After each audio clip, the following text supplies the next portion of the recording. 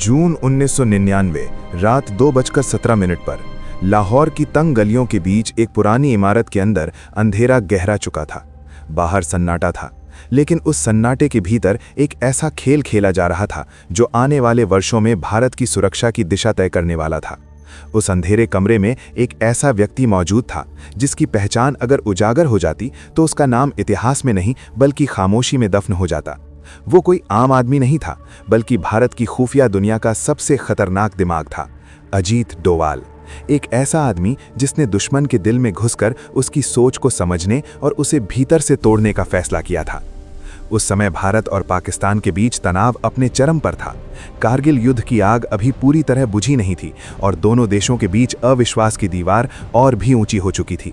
लेकिन जहां सीमाओं पर सैनिक गोलियां चला रहे थे, वहीं दूसरी ओर एक अदृश्य युद्ध भी चल रहा था, खुफिया एजेंसियों के बीच, जहां हर चाल हर कदम एक बड़े खेल का हिस्सा था। इसी खेल में अजीत डोवाल ने वो रास्ता चुना जिसे चुनने की हिम्मत बहुत कम लोग कर पाते हैं, दुश्मन बनकर दुश्मन के बीच रहना।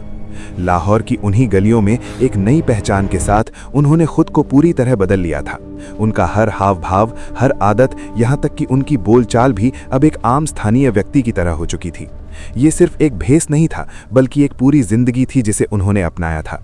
हर दिन उनके लिए एक परीक्षा था, जहां एक छोटी सी गलती उन्हें मौत के करीब ले जा सकती थी, लेकिन उनके अंदर का धैर्य और नियंत्रण उन्हें हर बार उस खतरे से बाहर निकाल लाता। धीरे धीरे उन्होंने उन लोगों के बीच अपनी जगह बनानी शुरू की जो भारत के खिलाफ साजिशें रच रहे थे। ये लोग सिर्फ अपराधी नहीं थे, बल्कि एक बड़े नेटवर्क का हिस्सा थे, जिसमें खुफिया एजेंसियां, अंडरवर्ल्ड और आतंकवादी संगठन शामिल थे।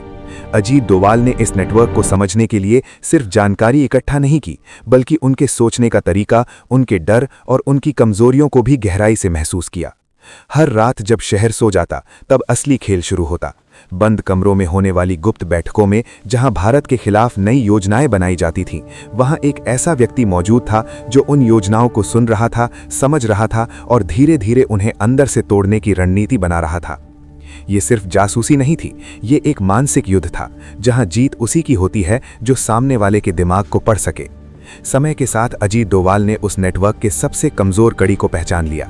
उन्होंने समझ लिया कि हर मजबूत दिखने वाली व्यवस्था के अंदर कहीं ना कहीं एक दरार जरूर होती है, और उसी दरार को उन्होंने अपना हथियार बना लिया। बिना किसी शोर शराबे के, बिना किसी बड़े ऑपरेशन के, उन्होंने दुश्मन के प्लान को धीरे धीरे कमजोर करना शुरू किया। उनकी दी गई सूचनाओं के आधार पर भारत ने कई ऐसे कदम उठाए जिन्होंने दुश्मन की योजनाओं को शुरू होने से पहले ही खत्म कर दिया। लेकिन ये सब इतनी खामोशी से हुआ कि दुनिया को इसका अंदाजा तक नहीं हुआ।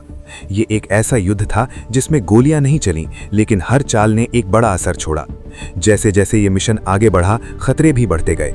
एक छोटी सी चूक, एक गलत शब्द या एक गलत नज़र सब कुछ खत्म कर सकती थी। लेकिन अजीत डोवाल ने हर खतरे को एक मौके की तरह इस्तेमाल किया। उन्होंने अपने डर को अपनी ताकत बना लिया, और यही उनकी सबसे बड़ी जीत थी।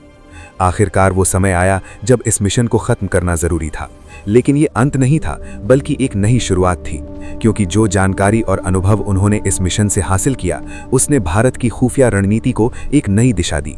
ये सिर्फ एक ऑपरेशन नहीं था, बल्कि एक ऐसा उदाहरण था जिसने ये साबित कर दिया कि असली ताकत सिर्फ हथियारों में नहीं, बल्कि दिमाग और धैर्य में होती है। उस रात लाहौर की वही गलियां फिर से शांत थीं, लेकिन इस बार उस खामोशी के पीछे एक ऐसी जीत छिपी थी जिसे कोई देख नहीं सकता था, लेकिन उसका असर दूर तक महसूस किया जा सकता था। और उस जीत के पीछे खड़ा था एक ऐसा नाम जो हमेशा पर्दे के पीछे रहकर काम करता है, लेकिन जिसकी कहानी इतिहास के सबसे गहरे पन्नों में लिखी जाती है, अजीत डोवाल। अक्टूबर 2001 रात 1:42 कराची के बाहरी इलाके में स्थित एक परित्यक्त गोदाम में हल्की रोशनी टिमटिमा रही थी। समुद्र से आती ठंडी हवा उस जगह को और भी भयावह बना रही थी। इसी अंधेरे के बीच एक बार फिर वही परछाई सक्रिय थी जिसने वर्षों पहले लाहौर की गलियों में दुश्मन के इरादों को समझा था। ये अब सिर्फ एक मिशन नहीं रह गया था, बल्कि एक लंबा खेल बन चुका था, जिसमें हर चाल का असर सीमाओं के पार तक महसूस किया जा रहा था।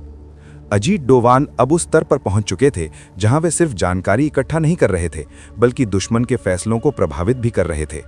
उस गोदाम के भीतर होने वाली बैठकें अब पहले से कहीं ज्यादा खतरनाक हो चुकी थीं। यहाँ सिर्फ छोटे स्तर के एजेंट नहीं, बल्कि बड़े ऑपरेटर, हथियार सप्लायर और अंतर्राष्ट्रीय संपर्क रखने वाले लोग शामिल होते थे। हर चर्चा में एक नई साजिश जन्म लेती और हर योजना भारत के लिए एक नए खतरे का संकेत होती। लेकिन इन सब के बीच एक ऐसा व्यक्ति मौजूद था जो हर शब्द को अपने भीतर दर्ज कर रहा था, जैसे कोई अदृश्य कैमरा हर दृश्य को कैद कर रहा हो। धीरे धीरे अजीत डोभाल ने इस नेटवर्क के भीतर एक ऐसा विश्वास हासिल कर लिया जो किसी बाहरी व्यक्ति के लिए असंभव था। ये विश्वास ही उनका सबसे बड़ा हथियार बन गया। अब वे सिर्फ श्रोता नहीं थे, बल्कि कई बार चर्चाओं का हिस्सा भी बनने लगे थे। उनके सुझावों को गंभीरता से लिया जाने लगा और यही वो क्षण था जब उन्होंने खेल को पूरी तरह पलटना शुरू किया। हर रणनीति को वो इस तरह मोड़ते कि वो खुद ही कमजोर हो जाए। जो रास्ते दुश्मन के लिए सुरक्षित लगते वे धीरे धीरे जाल में बदलने लगे। जो योजनाएं बेहद सटीक नजर आती थीं, उनमें छोटी छोटी खामियां शामिल होने लगी।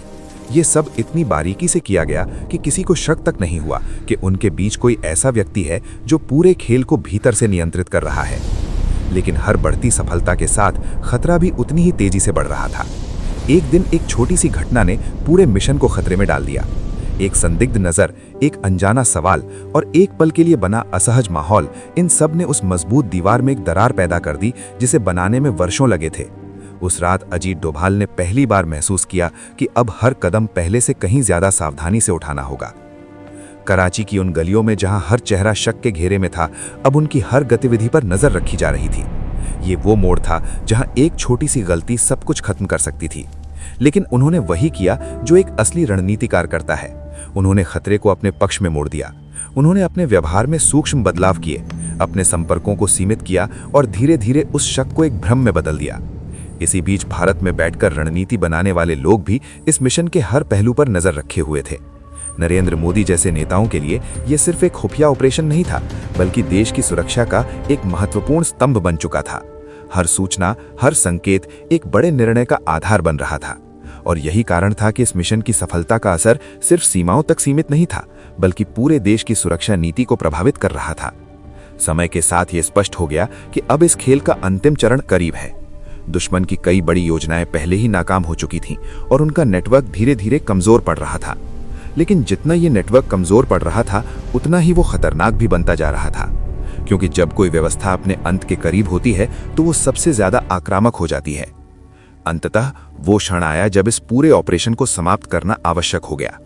ये एक ऐसा निर्णय था जिसमें जोखिम भी था और एक बड़ी जीत का संकेत भी। अजीत डोभाल ने बिना किसी शोर के, बिना किसी निशान के उस दुनिया से खुद को अलग कर लिया जिसमें उन्होंने वर्षों तक एक परछाई की तरह जीवन बिताया था। जब वे वापस लौटे तो उनके साथ सिर्फ यादें नहीं थीं, बल्कि एक ऐसी समझ थी जिसने भारत के खुफिया रणनीतियों को हमेशा के लिए बदल दिया। उन्होंने ये साबित कर दिया कि युद्ध सिर्फ मैदान में नहीं लड़े जाते, बल्कि दिमाग के भीतर भी लड़े जाते हैं। और जो इस मानसिक युद्ध को जीत लेता है, वही असली विजेता होता है। कराची और लाहौर की वो गलियां आज भी वही हैं, लेकिन उन गलियों में खेले गए उस अदृश्य खेल की गूंज आज भी महसूस की जा सकती है। ये कहानी सिर्फ एक व्यक्ति की नहीं है, बल्कि उस सोच की है जो हर खतरे को एक अवसर में बदल देती है। और उस सोच का नाम है अजीत डोभाल। दिसंबर 2008 रात 3:08 पर नई दिल्ली के एक सुरक्षित कक्ष के भीतर हल्की नीली रोशनी में नक्शे फैले हुए थे। बाहर सर्द हवा बह रही थी, लेकिन उस कमरे के अंदर माहौल बेहद गंभीर और केंद्रित था। ये वो समय था जब देश हाल ही में हुए भीषण हमलों की छाया से उभरने की कोशिश कर रहा था। हर एजेंसी सतर्क थी, हर निर्णय का वजन पहले से कहीं ज्यादा भारी हो चुका था। और इसी तनावपूर्ण माहौल में एक बार फिर वही नाम केंद्र में था, अजीत डोभाल, जो अब सिर्फ एक फील्ड एजेंट नहीं, बल्कि रणनीति के सबसे ऊंचे स्तर पर पहुंच चुके थे। उनकी आंखों के सामने फैले नक्शे केवल सीमाओं के नहीं थे, बल्कि उन अदृश्य रास्तों के थे जिनसे होकर खतरे देश के भीतर प्रवेश करते हैं।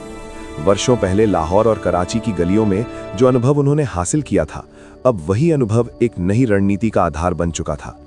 ये अब व्यक्तिगत साहस की कहानी नहीं थी, बल्कि एक ऐसे नेटवर्क को खड़ा करने की प्रक्रिया थी जो हर संभावित खतरे को पहले ही पहचान सके। धीरे धीरे एक नई सोच आकार लेने लगी, एक ऐसी रणनीति जिसमें दुश्मन के हमले का इंतजार नहीं किया जाएगा, बल्कि उसे उसके जन्म लेने से पहले ही खत्म कर दिया जाएगा। अजीत डोभाल ने इस विचार को एक ढांचे में ढालना शुरू किया, जहां खुफिया एजेंसियों के बीच तालमेल पहले से कहीं ज्यादा मजबूत किया गया। हर सूचना को जोड़कर एक बड़ा चित्र तैयार किया जाने लगा, जिससे आने वाले खतरे का अंदाजा पहले ही लगाया जा सके। इस दौरान देश की राजनीतिक दिशा भी इस रणनीति के साथ तालमेल बिठा रही थी।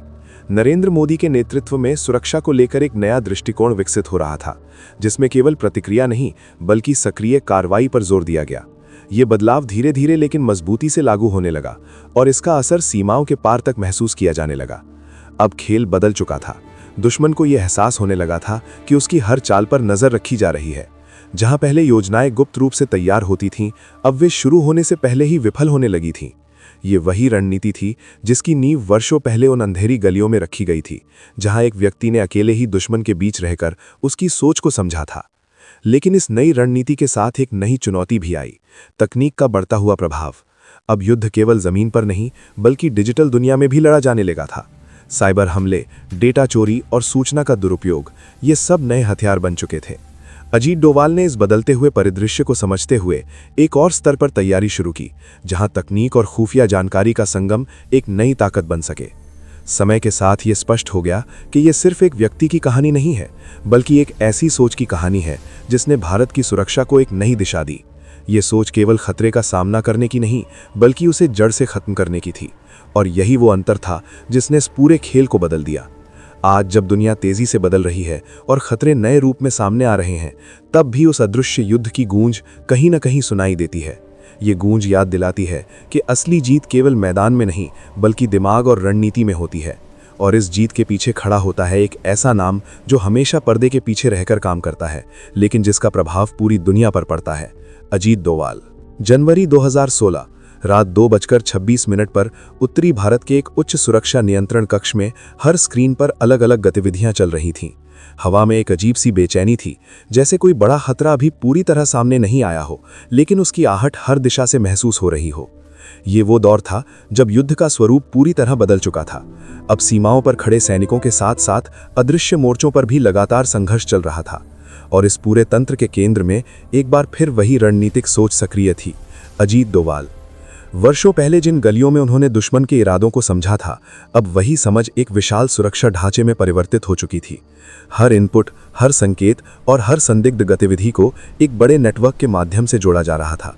इसका उद्देश्य स्पष्ट था, खतरे को पहचानना, उसे अलग करना और समय रहते उसे समाप्त करना। धीरे धीरे ये रणनीति एक नई दिशा में आगे बढ़ने लगी, जिसे भीतर ही भीतर प्रोएक्टिव डिफेंस के रूप में देखा जा रहा था। इसका मतलब था कि अब केवल हमलों का जवाब नहीं दिया जाएगा, बल्कि उन स्रोतों तक पहुंचा जाएगा जहां से ये खतरे जन्म लेते हैं। अजीत डोवाल ने इस सिद्धांत को लागू करने के लिए खुफिया एजेंसियों के बीच समन्वय को और मजबूत किया, जिससे हर स्तर पर एकजुट प्रतिक्रिया संभव हो सके। इसी दौरान कई ऐसे ऑपरेशन अंजाम दिए गए जिनकी जानकारी सार्वजनिक रूप से कभी सामने नहीं आई। ये ऑपरेशन सीमाओं के पार गहरे अंदर तक जाकर किए गए थे, जहां हर कदम पर खतरा था और हर निर्णय अंतिम हो सकता था। लेकिन इन सभी मिशनों में एक समान तत्व था, खामोशी। बिना किसी शोर के, बिना किसी प्रचार के, इन कार्रवाइयों ने दुश्मन के ढांचे को धीरे धीरे कमजोर कर दिया। देश के भीतर भी सुरक्षा व्यवस्था को एक नई संरचना दी गई। शहरों, सीमाओं और संवेदनशील क्षेत्रों में निगरानी को पहले से कहीं अधिक सटीक और तेज बनाया गया। तकनीक का उपयोग इस तरह किया गया कि हर संभावित खतरे को पहले ही चिन्हित किया जा सके। ये एक ऐसा जाल था जिसमें फंसकर कोई भी संदिग्ध गतिविधि ज्यादा समय तक छुप नहीं सकती थी। इस पूरे परिवर्तन के पीछे जो सबसे महत्वपूर्ण बात थी, वो थी मानसिकता का बदलाव। अब सुरक्षा केवल एक प्रतिक्रिया नहीं, बल्कि एक निरंतर प्रक्रिया बन चुकी थी। हर एजेंसी, हर अधिकारी और हर स्तर पर एक ही लक्ष्य था, देश को हर परिस्थिति में सुरक्षित रखना। और इस सोच को आकार देने में अजीत डोवाल की भूमिका अत्यंत महत्वपूर्ण थी। समय के साथ ये स्पष्ट हो गया कि यह अदृश्य युद्ध कभी समाप्त नहीं होगा। ये लगातार बदलता रहेगा, नए रूप लेता रहेगा और हर बार एक नई चुनौती पेश करेगा। लेकिन इसके साथ ही ये भी स्पष्ट हो गया कि जब तक इस युद्ध को समझने और उससे एक कदम आगे रहने की क्षमता बनी रहेगी, तब तक कोई भी खतरा देश को झुका नहीं सकता। आज भी जब रात गहरी होती है और शहर नींद में डूब जाते हैं, कहीं ना कहीं एक नियंत्रण कक्ष में स्क्रीनें चमक रही होती हैं, डेटा बह रहा होता है और फैसले लिए जा रहे होते हैं। ये वही अदृश्य मोर्चा है जहां असली युद्ध लड़ा जाता है, बिना आवाज के, बिना पहचान के, लेकिन पूरे प्रभाव के साथ। और इस अदृश्य युद्ध के केंद्र में आज भी वही नाम गूंजता है जिसने वर्षों पहले दुश्मन के दिल में घुसकर खेल को समझा और फिर उसे हमेशा के लिए बदल दिया, अजीत डोवाल।